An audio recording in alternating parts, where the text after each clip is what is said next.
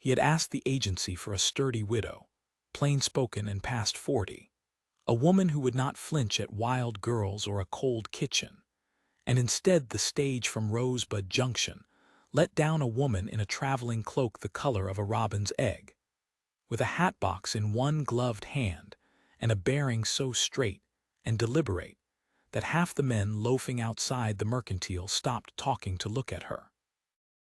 Tom Wexford stood beside his wagon with his hat in his hands and felt the whole careful arrangement of his life tilt sideways. "Mrs. Prewitt," he said, though he already suspected the answer, the way a man suspects a storm before the first drop falls. "Not exactly," the woman said, and there was something in her voice trained, musical, entirely unlike the flat prairie vowels he was used to, that made the suspicion certain.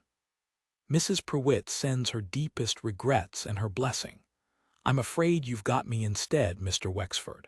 My name is Adeline Hart. The agency wired me a widow of good, plain character to mind my daughters," Tom said, aware even as the words left him how ungracious they sounded, and unable to call them back. "Not," he gestured, helpless, at the cloak, the hatbox, the whole unlikely fact of her. "Not a woman who looks like she just stepped off a stage," Adeline finished for him, and something flickered behind her composed face, not offense exactly, but a weariness too old for her years. "I understand the disappointment, Mr. Wexford, truly I do. But Mrs. Prewitt broke her hip getting off a train in Cheyenne a week past and could not make the rest of the journey. And she gave me her letter of introduction and her blessing both, because I needed passage west badly enough that I'd have walked if there'd been no other way, and she is a kinder woman than either of us likely deserves. If you'll have me, I give you my word I can mind 2 girls as well as any widow twice my age. If you won't, I'll understand, and I'll trouble you for nothing more than a ride back to the depot." He should have said no. He knew it even as he looked at her, the fine hands that had plainly never scrubbed a washboard, the way she held herself like a woman accustomed to being watched, the sheer, glaring wrongness of her against the flat brown country stretching off behind her. His girls had run off 3 hired women in 8 months. He hadn't the patience left for a 4th mistake, and every instinct he owned told him this was a mistake dressed in good wool. But it was 30 miles back to the depot, and the girls were home alone with only old Del Ruiz to watch them, and the light was already slanting long and gold across the road, and some tired, lonesome part of him simply did not have it in him to send a woman standing alone in a strange town back onto an empty platform at dusk. "Get in the wagon," he said. "We'll see how it goes." She rode the 30 miles beside him mostly in silence, watching the country roll by with an attention he found unsettling in its steadiness, as though she were memorizing every fence post against some future need. He did not ask her story. She did not offer it. She had her own reasons for the silence, turning the last 3 months over in her mind the way a woman worries a sore tooth, unable to leave it be. She had been 19 and freshly orphaned when Julian Voss first found her singing for coins outside a Cincinnati depot, and he had seemed then like deliverance itself. A man offering training, a stage, a wage, a company of women who might become the sisters she'd lost. She had not understood until much later, deep enough into the contract that leaving seemed impossible, that Julian's generosity always came itemized, that every kindness was a debt quietly accruing against a day he intended to collect in full. She had told herself for 3 years that the arrangement was simply how the theater worked, that other women managed it, that she was foolish to want more than the stage offered. It was only when he'd informed her, matter of fact as a man discussing cattle, that Colonel Ashford had paid handsomely for the pleasure of her company at a private supper in St. Louis, that she had finally understood exactly what she had signed herself into.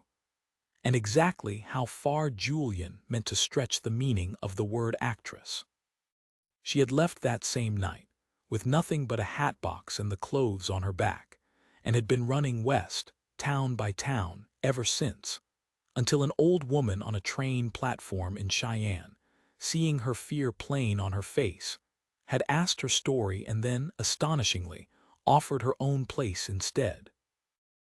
It was only when they crested the last rise above Tom's own land, the house sitting low and gray-shingled against the darkening sky, that she spoke again. "Two girls," the wire said. "What are their names?" "Josie's 9, Della's 6. He kept his eyes on the road. "Their mother's been gone a year and a half. Fever took her quicker than any of us had time to be ready for. Josie's taken it hardest. She's run off every woman I've hired to help, one way or another, and Della's taken to not speaking much at all since. I won't pretend to you it's an easy house to walk into." "I didn't come here expecting easy, Mr. Wexford," Adeline said, quietly. "I came here expecting to be useful. I hope you'll let me try." He found Josie sitting on the porch steps with her arms crossed, and her chin set in the particular mulish angle that meant trouble, and Della half hidden behind her sister's shoulder, thumb near her mouth, watching the wagon with wide, wary eyes. "That's not Mrs. Pruitt," Josie announced, before either adult had said a word. "No," Adeline agreed, climbing down from the wagon with a grace that made the whole yard look shabbier by comparison. "It certainly is not. Mrs. Pruitt is resting her hip in Cheyenne and sends her apologies. I'm Miss Hart, and I understand you've sent off 3 women already, so I expect you've got quite a system worked out for it. I don't suppose you tell me what it is, so I know what I'm in for." Josie blinked, clearly having expected either scolding or false cheer, and got neither. Mrs. Furlow cried after the frog. Mrs. Beyer left after the mice in her trunk. Mrs. Ostrander just quit one morning without saying why. "The frog sounds like the most efficient method," Adeline said. "I'll brace myself accordingly." And something in Josie's face, not quite a smile, but the ghost of one, quickly suppressed, told Tom, watching from beside the wagon, that this woman had just done something none of the previous 3 had managed in their first 5 minutes on his porch. The first weeks were not smooth. Josie tested her with a garter snake in the flour bin, with muddy boot prints tracked deliberately across a freshly scrubbed floor, with silence so total and pointed it filled whole rooms. Adeline met each trial with a composure Tom found almost eerie in a woman who, by her own account, had never run a household in her life. She did not cry over the snake. She picked it up barehanded, to Josie's open-mouthed shock, and carried it out to the fence line, remarking mildly that it was a handsome specimen and deserved better company than a flour bin. She scrubbed the muddy floor herself without a word of complaint, and then, that evening, told the girls, in a voice that filled the kitchen like something out of a theater, rich and rolling and utterly unlike her ordinary speech, a story so vivid about a wicked queen, and a floor made of enchanted mud that even Della, silent Della, let out a startled laugh before she caught herself. "Where'd you learn to talk like that?" Josie demanded, suspicious and fascinated in equal measure. Adeline hesitated, and Tom, sitting at the table pretending to mend a bridle, found himself listening as closely as the girls did. "I used to be an actress," she said finally. "On the stage back east. I told stories for a living before I came out here." "Why'd you stop?" Josie asked. "Because the company I traveled with was run by a man who wanted to own more of me than I was willing to give," Adeline said, and something in her voice went careful and thin. "And I decided I'd rather tell stories to 2 girls on a ranch in Wyoming for nothing at all than keep telling them on his stage for a price I couldn't live with. That's all the answer I've got for tonight. Off to bed, both of you." Tom did not ask further that night, though the answer sat with him uneasily, the shape of a trouble not yet fully seen. Word traveled fast in a county with little else to talk about, and it was less than a fortnight before Mrs. Cutter, whose husband ran the largest spread nearest town, and whose tongue ran faster than her husband's cattle, cornered Tom outside the mercantile with the particular relish of a woman delivering news she considered a public service. "An actress, Tom Wexford, in your house, with your girls." She said the word actress the way another woman might say something considerably worse. "Cyrus Judd came through peddling notions last week and swears he saw her face on a playbill in Cheyenne not 2 years back, some traveling company, some scandal about her and the manager. He couldn't rightly recall the particulars, only that it wasn't respectable. You want a woman like that raising your Josie." "She's not raising anybody," Tom said, sharper than he meant to. "She's minding them kindly and honestly, which is more than I can say for the last 3 women your good opinion sent my way." But he rode home that evening with the words lodged in him like a splinter he couldn't quite work free, and he watched Adeline more closely after that. Not unkindly, he told himself, only carefully, and what he saw did nothing to confirm Mrs. Cutter's story and everything to complicate it. He saw her sit up 2 full nights running with Della when a nightmare left the girl too frightened to sleep alone, singing low, unfamiliar songs until the child's breathing evened out.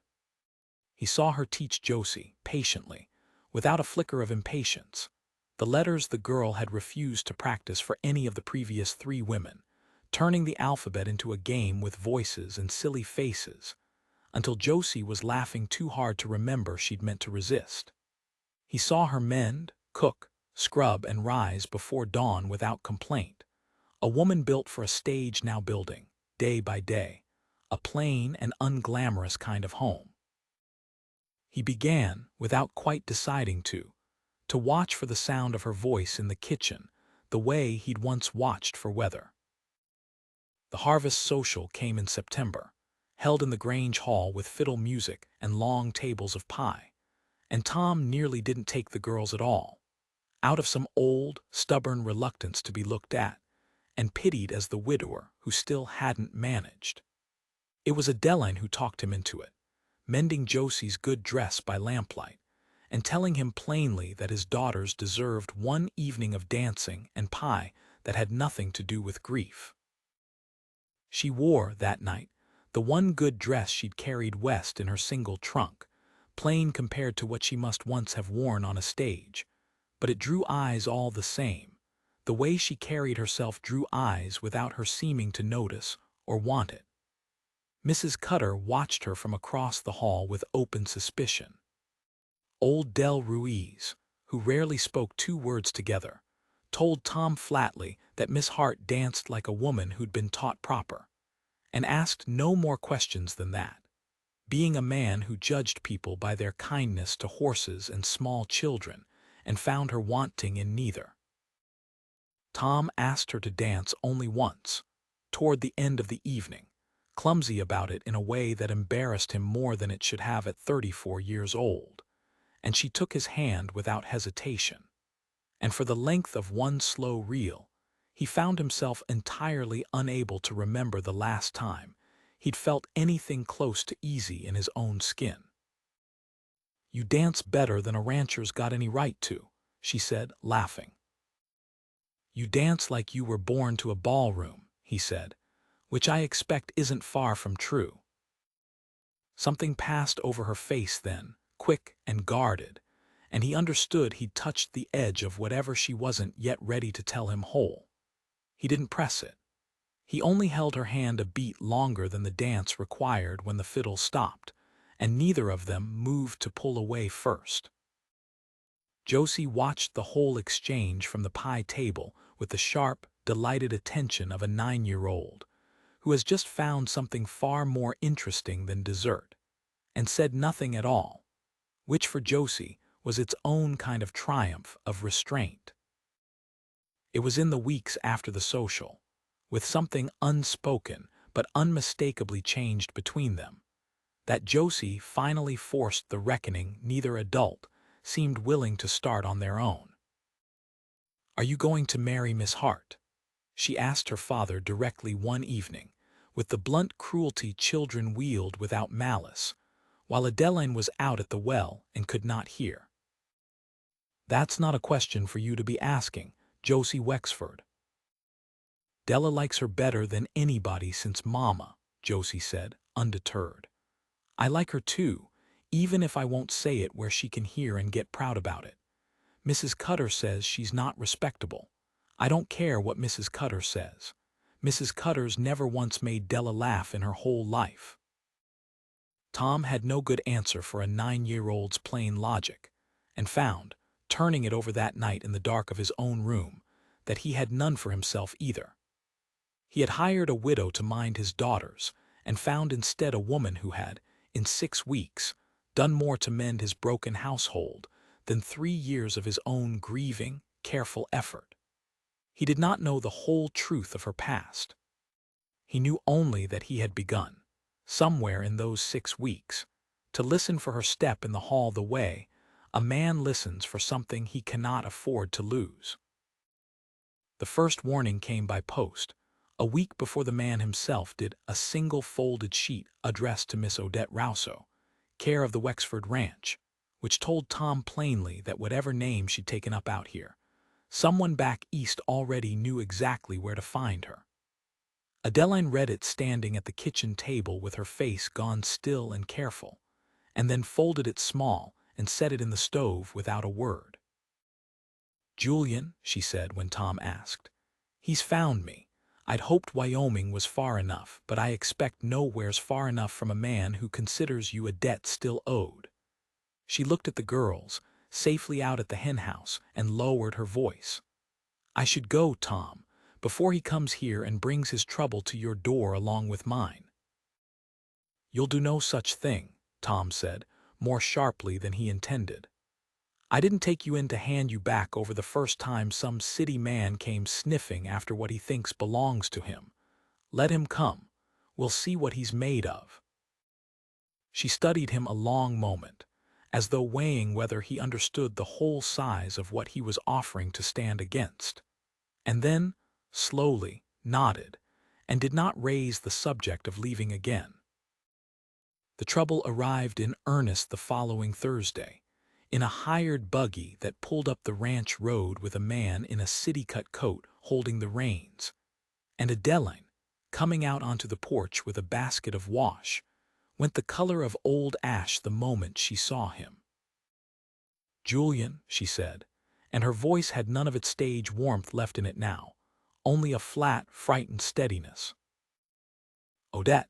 He said the name, her stage name. Tom understood, watching from the barn doorway with a currying brush still in his hand, with the particular ownership of a man used to being obeyed. "You've led me a merry chase these 3 months. I'd nearly given up on Wyoming, until a peddler in Cheyenne mentioned a woman answering your description playing nursemaid on some rancher's spread near Rosebud. I confess I didn't credit it. And yet, I don't belong to you, Julian. I never did, whatever that contract said."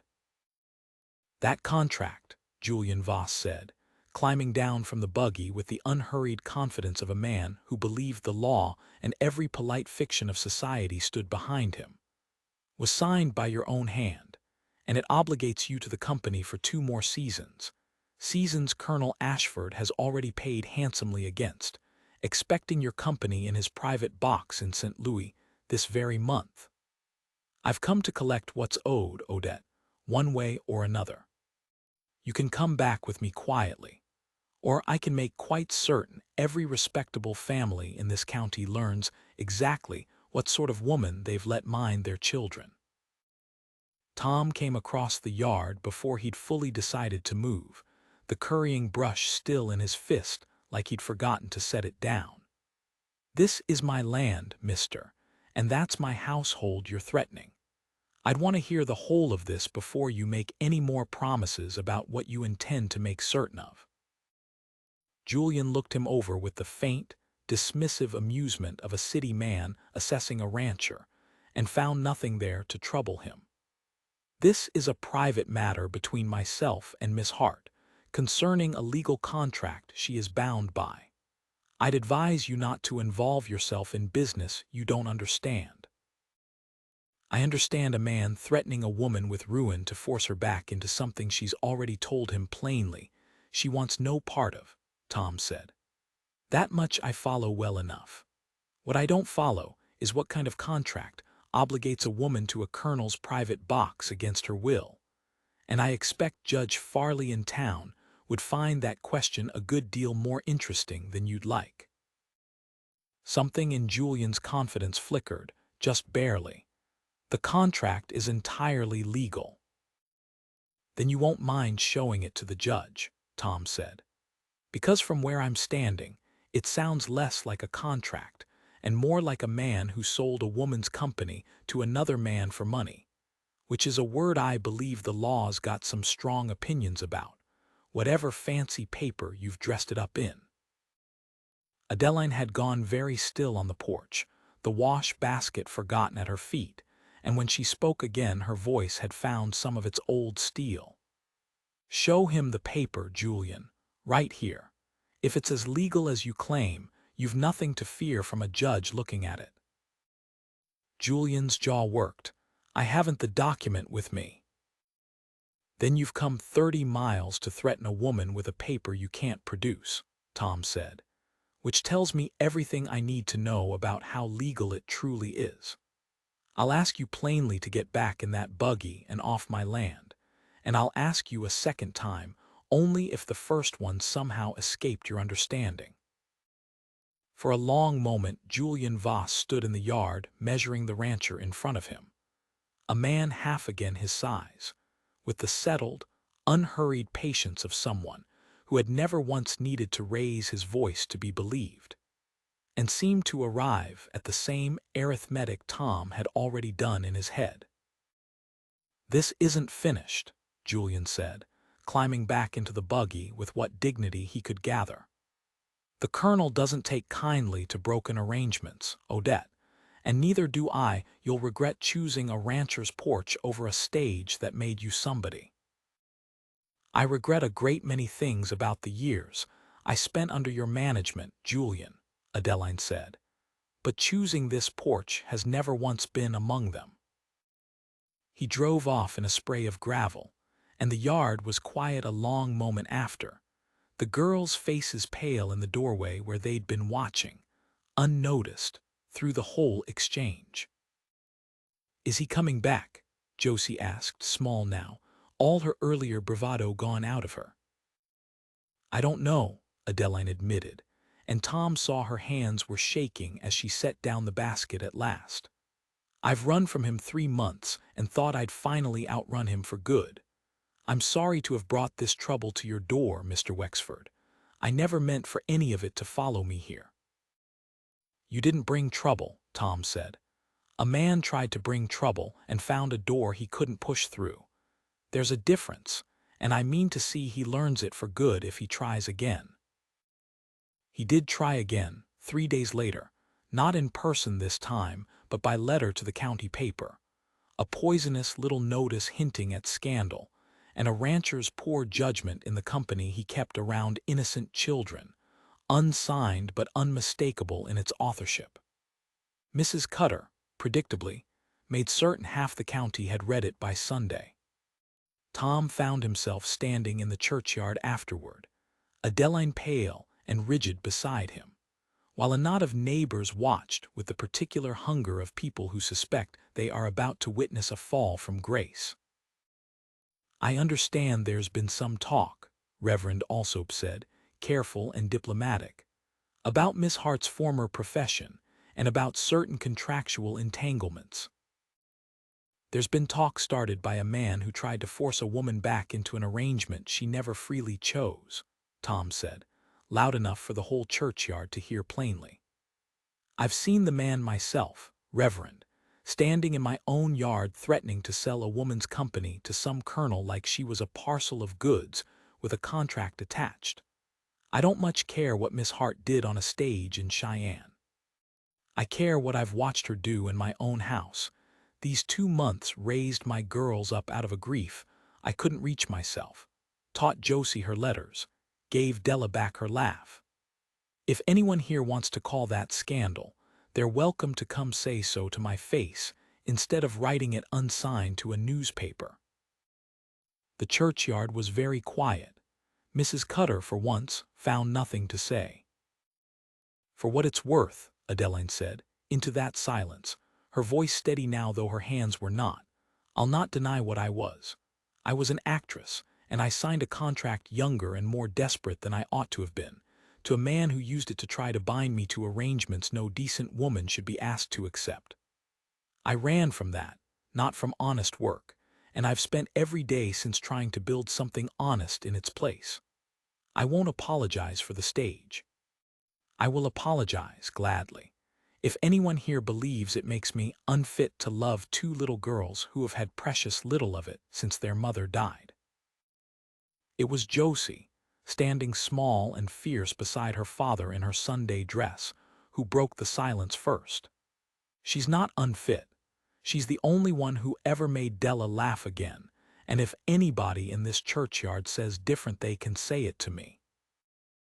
A ripple of something moved through the crowd then, not quite approval, but a loosening, the particular shift of a community reconsidering a verdict it had been too quick to render. And Tom felt, watching it, that the worst of the danger had passed, though not all of it. Julian Voss made one final attempt, a week later, arriving this time with a county deputy in tow and a genuine legal filing, claiming breach of contract and demanding Adeline's return under threat of a warrant. Tom found them waiting in his own yard when he rode in from the north pasture, the deputy looking uneasy in his saddle, Julian standing beside the buggy with the smug, unhurried confidence of a man who believed paper alone could win him whatever he wanted. "This is a legal warrant, Mr. Wexford," the deputy said, apologetic but firm, holding out a folded document. "Mr. Voss has filed a claim of breach of contract against the woman in your household. I'm obliged to bring her in for the judge to hear it, whatever either of us might think of the man bringing the charge."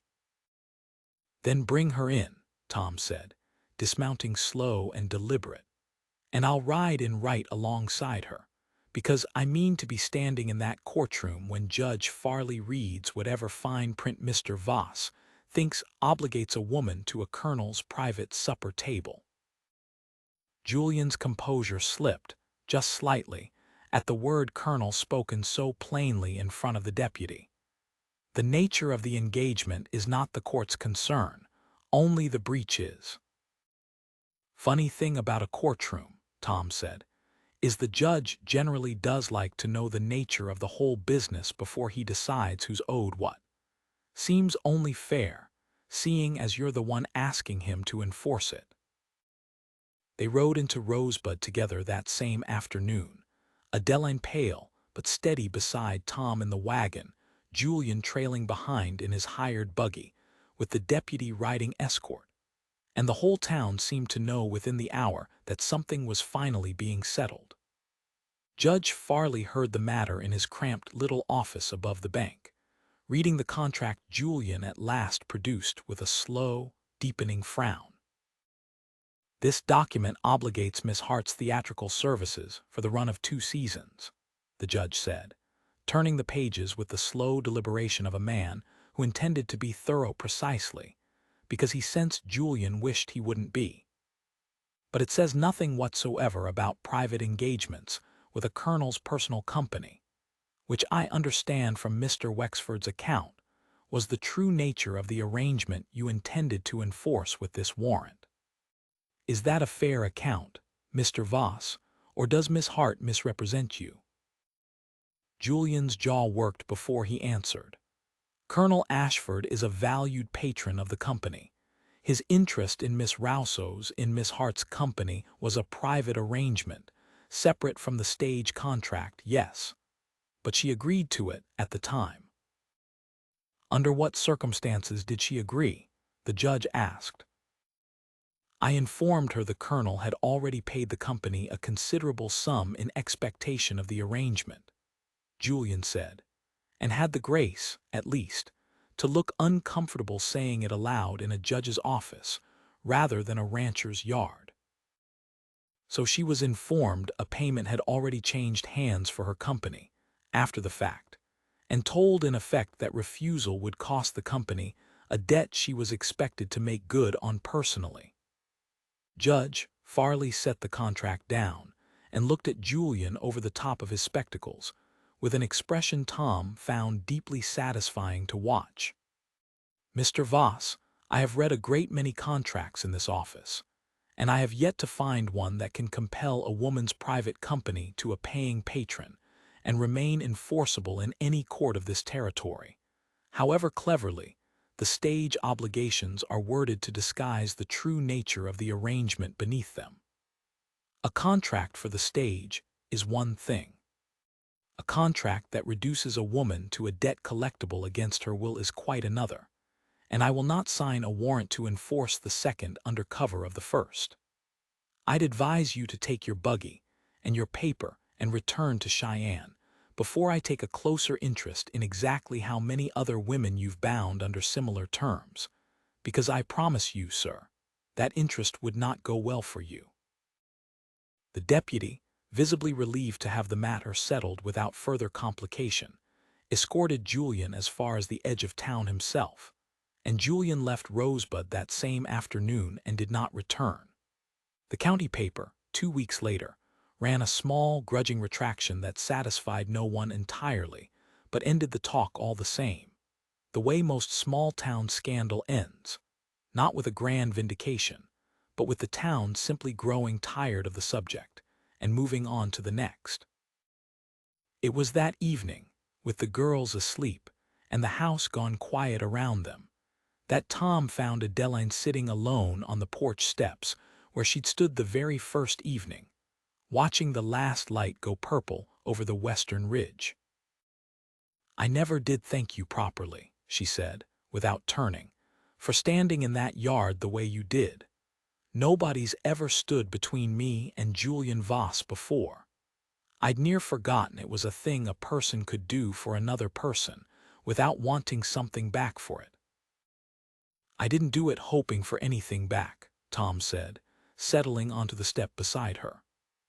Though I'll admit, watching you stand up in that churchyard and tell the truth plain rather than beg anybody's pardon, that did something to me I hadn't quite braced for. What sort of something? The sort that makes a man realize he stopped hiring a housekeeper somewhere around the second week and started hoping she'd never leave. He turned his hat over once in his hands, the old habit, and made himself say the rest plainly. The way the whole hard summer had taught him plain was the only honest way left. I don't care what stage you stood on before you came here, Adeline. I care that my girls sleep easier for you being under this roof, and that I do too, if I'm honest, and I'd like very much for that to be a permanent arrangement, if you'd have it. Not as hired help. As my wife, if you'll consider a rancher with 2 wild girls and no talent whatsoever for pretty speeches, a fair trade for whatever grand life you left behind. Adeline was quiet long enough that his heart began to sink, and then she laughed, a real laugh, warm and unguarded, nothing like the trained cadence she used for the girls' stories. I spent 3 years on stages being told I was worth exactly what a paying man decided I was worth, Tom Wexford. You're the first man who's ever offered me a home instead of a price. I don't need pretty speeches. I need exactly what you just gave me, plain as it was, and yes, I'll have it gladly. He kissed her then, careful and unhurried, the way a man kisses something he intends to go on cherishing for the rest of his days, rather than something he means to claim. And from the darkened window above the porch came the unmistakable sound of 2 girls in their nightgowns failing entirely to stifle a pair of delighted gasps. You might as well come down, Tom called up, without turning, seeing as you've clearly heard the whole of it. Josie and Della thundered down the stairs in their bare feet, Della reaching Adeline first and wrapping both arms around her waist with a fierceness that had nothing shy left in it at all. "Does this mean you're really staying? Forever, not just minding us?" "Forever," Adeline said, kneeling to be level with her. "If your father will still have me tomorrow morning when he's had time to think better of it." "He won't think better of it," Josie said, with the flat certainty of a girl who had appointed herself the household's chief authority on such matters. "I already told him weeks ago he ought to marry you, and he's usually smart enough to listen to me eventually." They were married in October, in the same small church where the county had so nearly condemned her. The building strung with late asters and bittersweet vine, that Adeline and the girls had gathered themselves from the fence lines the day before. Josie stood up as her fiercest, proudest witness, solemn as a judge until the vows were spoken, and then grinning so wide her face seemed likely to split with it. And Della, no longer silent at all, chattered happily through the whole short ceremony about the wedding cake to come, until old Del Ruiz had to hush her twice from the back pew, laughing while he did it. Mrs. Cutter attended in her best bonnet, having decided, in the manner of women who cannot bear to admit a mistake outright, that she had championed Miss Hart's cause all along, and told anyone who would listen that she'd known from the very first there was more to that young woman than met the eye. Adeline never went back to the stage, though sometimes, on winter evenings, she still told the girls stories in that rich, rolling voice that filled the whole house like firelight, and Tom would sit at the table mending harness and listen, and think that he had sent for a plain, sturdy widow to mind his daughters, and been given instead the one woman in the territory who could teach a silent child to laugh, stand unflinching in a churchyard full of doubters, and turn a house heavy with grief back into a home worth coming back to every single evening for the rest of his life. She wrote, that first winter as his wife, a long letter to Mrs. Hattie Prewitt in Cheyenne, thanking her properly at last for a kindness that had changed the whole shape of a stranger's life, and enclosed with it a small pressed aster from the churchyard where she'd been married. Mrs. Prewitt wrote back come spring, her hip mended well enough to travel again, to say she'd never once regretted handing a frightened girl her letter of introduction on a train platform, and that she'd always suspected, though she couldn't rightly say why, that whoever arrived at that ranch in her place would turn out to be exactly who those two girls needed most. She was not wrong. Josie grew into a young woman with her stepmother's steady nerve and her father's quiet patience both, and Della grew into a girl who never stopped talking, as though determined to make up in a single childhood for every silent month grief had once taken from her. And Tom Wexford, watching his wife tell some new invented tale to a kitchen full of laughing children on a cold evening years later, never once regretted, not for a single day, that the widow he'd sent for hadn't been the woman who stepped off that stage at all.